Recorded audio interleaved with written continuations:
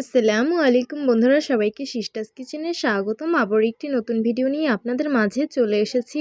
আজকের রেসিপি হলো উস্তা আলু দিয়ে শোল মাছের আঠা আঠা ঝোল। তো দেখতে থাকুন। প্রথমেই চুলায় একটি পাত্র বসিয়ে দিয়েছি। রেগুলার রান্নার তেল দিয়ে দিব, কুচিয়ে রাখা পেঁয়াজগুলো দিয়ে দিব, তারপর সুন্দরভাবে নেড়ে মিশিয়ে নিব।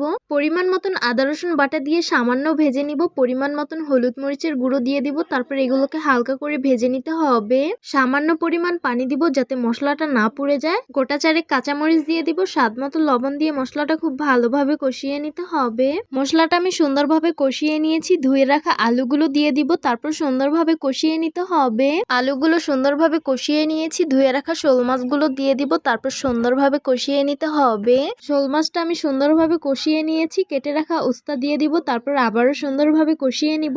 এই তো আমি সবকিছুকে সুন্দরভাবে কষিয়ে নিয়েছি। এখন পরিমাণ মতন ঝোলের পানি দিয়ে দিব, নেড়ে চেড়ে মিশিয়ে বলক আসার অপেক্ষায় থাকবো।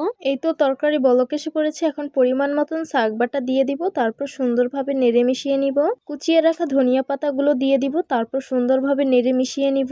এই তো আমাদের তরকারিটা আঠা আঠা হয়ে গেছে। এখন নামিয়ে পরিবেশন করে নিব। এই তো গরম গরম সার্ভ করে নিলাম উস্তা আলু দিয়ে শোল মাছের আঠা আঠা ঝোল। দেখতেই পারছেন কত বেশি লোভনীয় লাগছে, আর খেতে কিন্তু অসম্ভব মজা হয়েছে। শীতের দিনে শোল মাছ দিয়ে যাই রান্না করেন না কেন, খেতে কিন্তু অসম্ভব ভালো লাগে। তো আশা করছি আমার আজকের রেসিপি আপনাদের কাছে অনেক অনেক বেশি ভালো লাগবে। ভালো লেগে থাকলে আমার ইউটিউব চ্যানেলটি সাবস্ক্রাইব করবেন, আর যারা আমার ফেসবুক পেজ থেকে দেখছেন পেজটিকে ফলো করবেন। সবাই ভালো থাকবেন, সুস্থ থাকবেন, আর সিস্টার্স কিচেনের সাথেই থাকবেন। আবারও কথা হবে কোনো নতুন ভিডিওতে। তাহলে আজকে এই পর্যন্তই। আল্লাহ হাফিজ।